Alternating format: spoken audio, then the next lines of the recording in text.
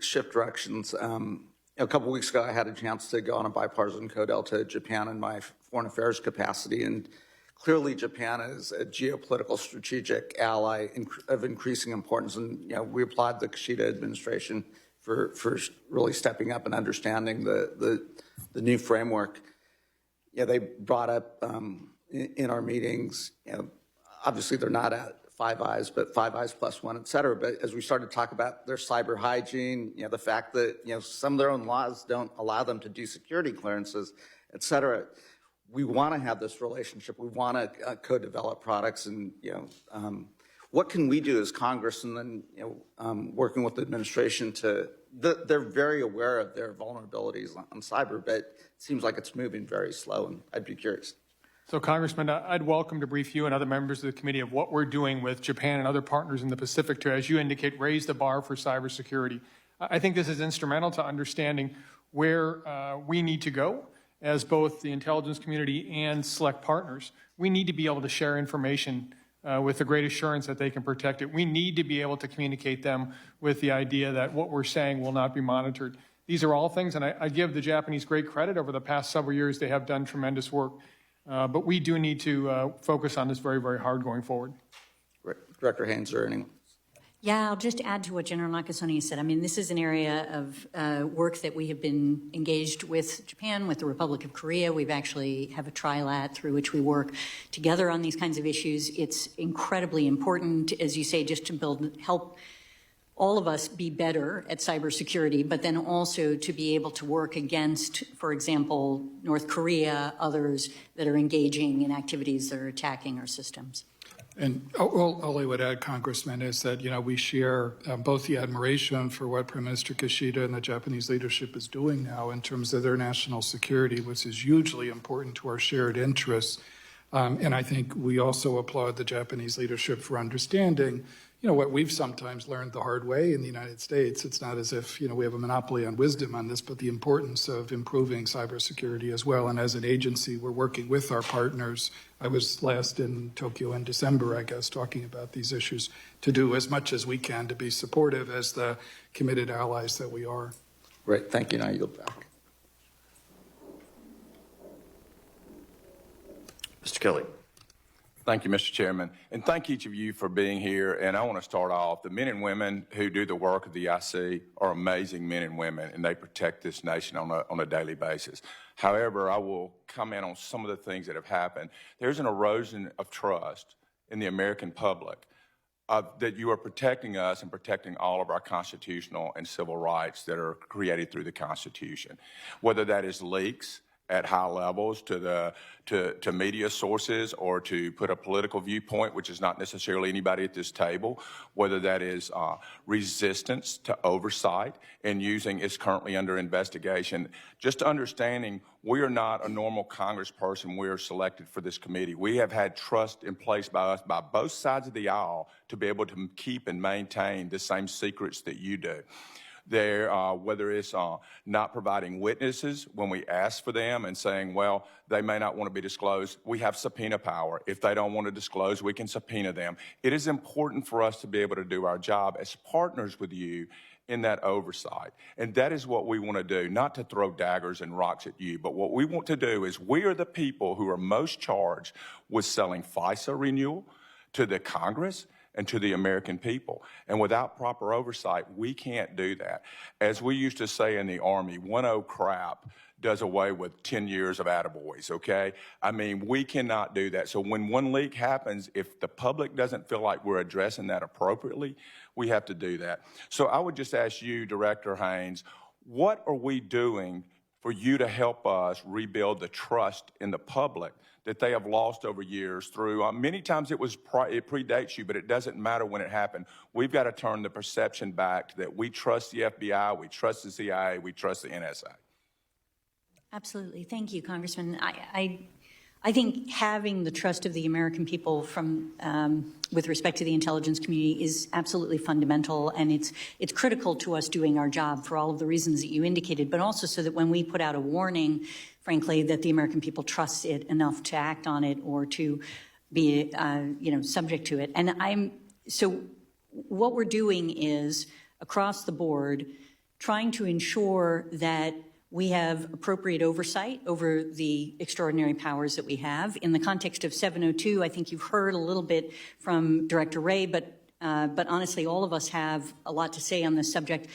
Really, the investment that we're making in training, in policies and procedures that help to ensure that we are doing things in accordance with the law, that we are looking at designs of technology to ensure that it is actually quite hard to do anything else. We are looking at the oversight process every, 2 months. Let me, because I want to get a little more. I mean, I used the raids recently, and raids, search warrants, whatever, all the documents through multiple presidents and vice presidents that were improperly disclosed. We've got to do a better job of not telling the American public all those things, but they have to know when the SIPC asks for those things and when we ask for those things and you tell us we don't have a need to know or a right to know, I can assure you that erodes public trust. That does not help. We are not partisan folks on this committee when we are asking that. We are asking that for oversight, so I just ask that you comply with those. And the second thing, I'm going to shift a little bit to the Southern Hemisphere, because I know in your Senate here, and you talk quite a lot about the border and those kind of things. We also talked about transnational terrorist organization and drug cartels and those things. That is not a kinetic fight. But I just ask you guys to look at what we as an intelligence community and a Title X community, what can we do training assist-wise to move to the southern border of Mexico south? What can we do to improve our standing in those nations through training and assist or through intelligence provided to them? What can we do to strengthen our relationship so we don't have so much pressure on our border? I'll start, and I'm sure others will want to weigh in. I mean, one thing that I would call out, you rightly said Mexico and then further south. So one of the things that we've been doing that I think we can double down on, and we're trying to do that, is work with the Northern Triangle countries, where you got MS-13, 18th Street Gang, et cetera. But to illustrate how thorny and complicated this problem is, we have what we call transnational anti-gang task forces in all three of El Salvador, Honduras, Guatemala.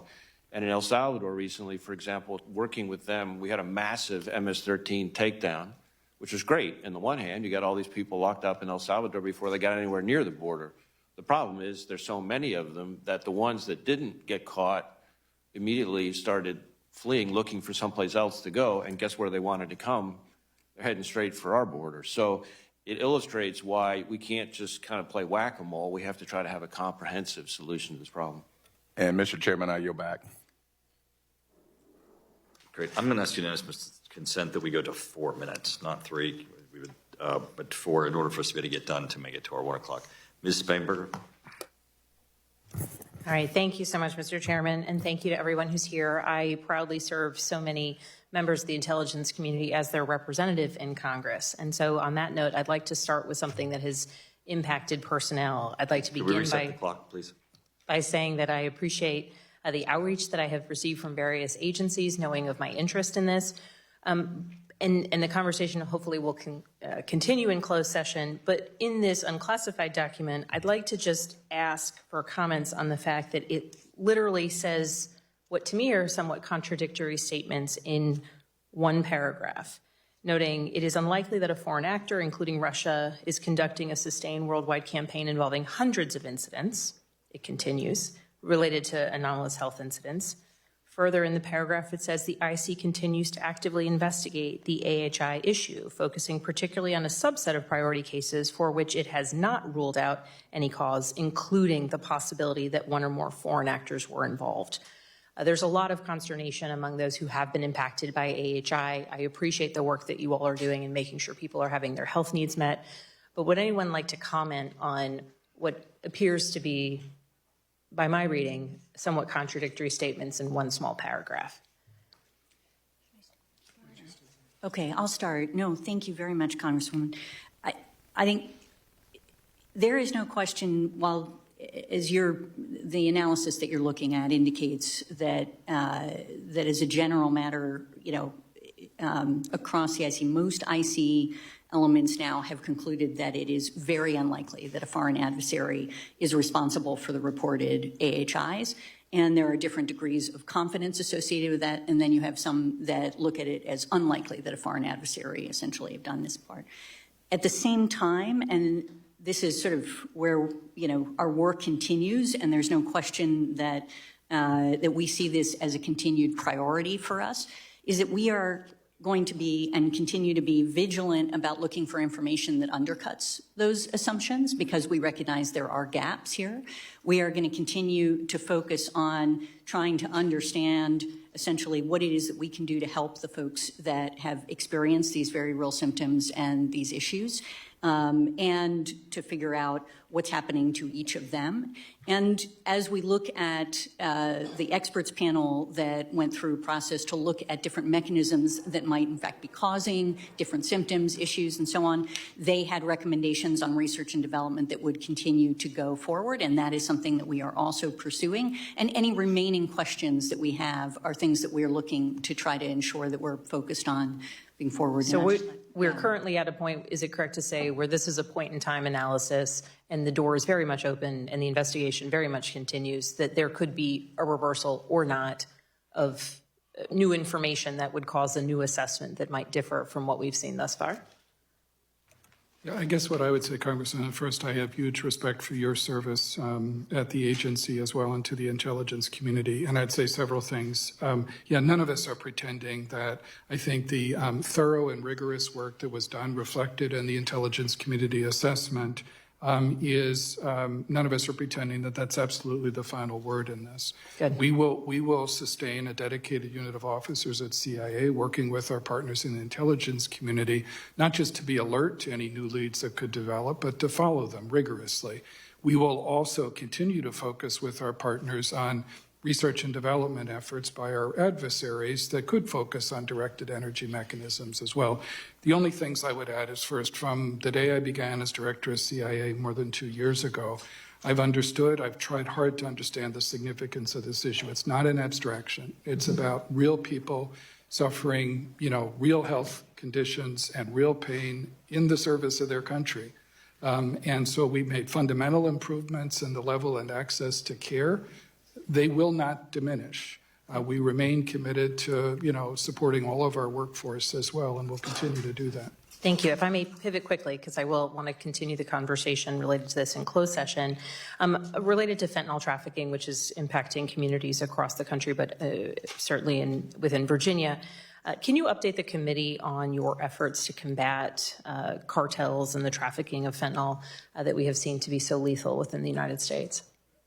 I'd be glad to start, Congressman. And Congressman, I'll bring this back to the 702 issue, too, because it has been a crucial tool in our efforts at CIA to collect foreign intelligence and enable our partners, whether it's in Mexico or our domestic partners in the United States, to take action to help protect Americans against the fentanyl crisis. I'll give you a couple of broad examples anyway. One is we've transformed our approach at the agency to how we look at this issue, to focus on networks, meaning precursor chemicals, financial flows, the Precursors coming in from China, where else China going and to elsewhere, and then also fentanyl, production and processing equipment as well. 702 has been crucial in illuminating that network for us and therefore enabling us, for example, just in the last few months, to work with Mexican partners to take some very successful actions against the Sinaloa cartel, and then also in another instance, enable us to work with other partners to take significant action against fentanyl production and processing equipment in Mexico and in the United States. degrading the equipment and those networks? Yes. Thank you for that update, Mr. Chairman. I yield back. Mr. Fitzpatrick. Thank you, Mr. Chairman. Thank you all for being here and for your service to our nation. I just want to ask one question for the panel. It's my personal belief that the biggest challenge facing the intelligence community and therefore the biggest potential threat facing our nation is when, unlike 9/11, where we had universal 100% support, we had incredible bipartisanship here in Congress, incredible universal support for the intelligence agencies. When things happen, and by the way, in the case of Director Haynes, Director Burns, Director Wray, due to the actions of your predecessors, not yourselves, you've been forced to deal with their actions. When there's a chipping away of that trust, when we're impaneling juries and conducting jury questioning, there's a way to remove jurors for bias, amongst other things. The background check system, the polygraphs, can screen for drug use, foreign contacts and the like, but there's really no way that I'm aware of, and I don't know if there's a policy solution that we can check for bias. Because I think the biggest threat to these agencies is when there's a public perception that there's a political bias on the left or the right. It could be both. It used to be easy to do that when we lived in different times, but our country is very, hyper-partisanship is at a spike right now, and that invariably bleeds into the hiring process and makes it tough for the agencies to screen for that. So how do you deal with that, right? I mean, when I was in the Bureau, we rarely, if ever, heard any talk about politics. We really didn't, and I took that as a source of pride for the Bureau. But this was before we've seen the spike in hyper-partisanship. How do your agencies combat that?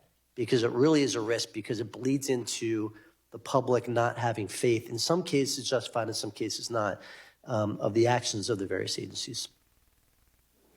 Well, obviously, it's a complicated topic. One thing I will point to that we've done, because I think you're right to focus not just on actual problems, which have occurred, but appearances, issues, perceptions, those things matter. And so one of the things that we did is I ordered a stand down to focus on not just objectivity, but making sure that we avoided even the appearance of bias. And so I started in a way that you will, from your past experience, recognize as very unusual at the FBI. Instead of saddling the front lines with some new training requirement because of something somebody else somewhere did, I started at the top. So I took all 250 or whatever it is of the SESers, all the way from Legat in Australia, all the way to California, and made them all come to Quantico for a single day, where the overwhelming message was back to fundamentals, the right thing in the right way. What they heard from judges, because a lot of what you're describing about is sort of trying to adopt more of the kind of mindset that judges have. They may have political backgrounds, but they put those to the side. They check them at the door when they take on the rope. We need to have that same kind of mentality. So the point was to start at the top, with everybody at the top of the organization, make them take the medicine first, and then push it out to the workforce, and we did it for the entire workforce. Can I just add to that? If you want to, just to say that I think this is a critical issue, and I think, Congressman, as you think about this, if you have ideas for us, please let us know. I see this as, first of all, from a leadership perspective, setting the tone for a culture that makes clear that, just as you described your prior experience in government, that politics have no place in the workspace and in national security, that this is something that, I also grew up as a civil servant in the government, and nobody asked me what party I belonged to. That was never an issue, and that's something that just has no place in our work. And I think we are looking, as Director Wray's comments make clear, like across the intelligence community, all of us, I think, feel very strongly about setting that tone for culture and making sure that that's not an issue. I think the second piece for the IC more generally is, in fact, engaging in greater transparency where we can. And I think exposing our assessments, doing an annual threat assessment world hearing in an open forum, as you've asked us to come back and do, trying to put out more of our products, trying to give an opportunity for the American people to see the work that we do, sort of, to give a little bit more insight into how it is that we do things can help. And then finally, in the context of transparency, giving more of a sense of the rules within which we operate and do not. And that's something that we're continuing to try to push out, frameworks and ways of working and compliance things to expose when we make mistakes and when we don't, and why it is that what we're doing about it. Director, we're going to have to move on if you don't mind holding your comments. Great. Mr. Crenshaw.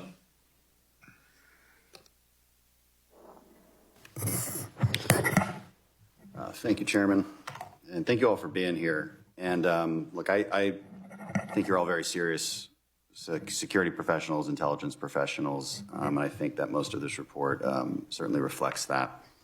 But there is a glaring exception to that, and specifically in the section on climate change and environmental degradation. Now, don't get me wrong, I think this is indeed an issue, but I addressed this issue on a very different committee, not here, and for very good reason. So I have a simple question.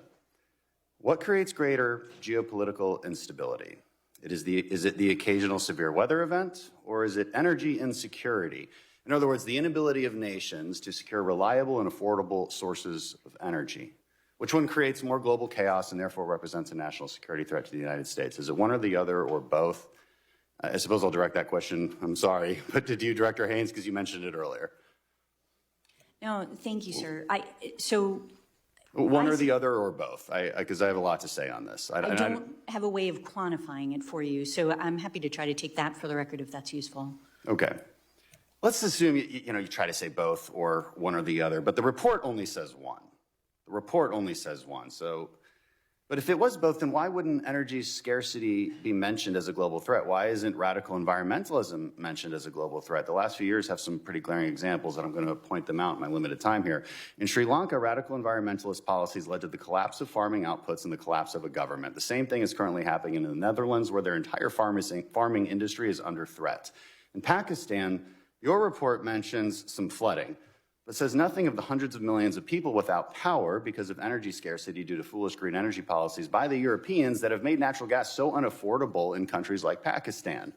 European energy prices have gone through the roof, and they now desperately import coal and wood to burn because they engaged in misguided green energy policies for years. The WHO estimates that 3 million deaths result per year from lack of clean cooking fuels, meaning they're burning wood or dung instead of fossil fuels like propane and natural gas. These things are truly destabilizing to global security, but there isn't a section in this report about it.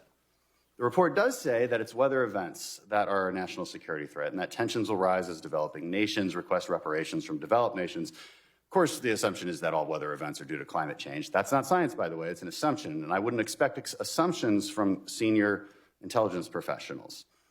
It's worth examining the actual science. Has anybody read the UN Intergovernmental Panel on Climate Change report, all 4,000 pages? Really? Okay. But let's assume you have. It's got some good data in it, actually. I like that report, and it would help this report be more objective. For instance, it actually makes science-based predictions about what the true economic cost of climate change will be over the next 100 years. It says the cost of climate change by the year 2100 will be a 4.5% reduction in global GDP from what it otherwise would be, not from what it is now, from what it otherwise would be. So if we go on our trend of growth, we'd grow global GDP by 450%. The cost of climate change make that maybe 434%. That is not a national security threat, and I'm sure you all agree with that. The report also states that insured losses due to catastrophes and climate change have increased 250% in the past 30 years.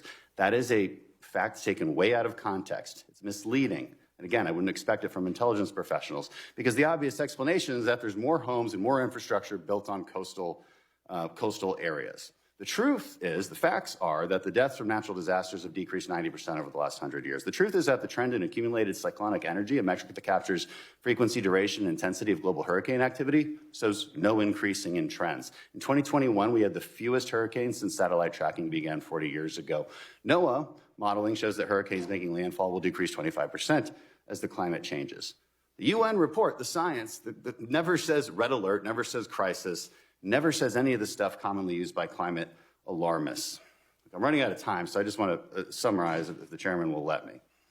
When we say this kind of stuff and we detract from the very important topics that you all have been talking about this entire time, we detract from that. And it's even worse when we don't at least balance it with the more obvious threat of energy insecurity globally and the destabilizing effects that creates. That's my problem with this report, and I hope we fix it next time, and I yield back. Thank you.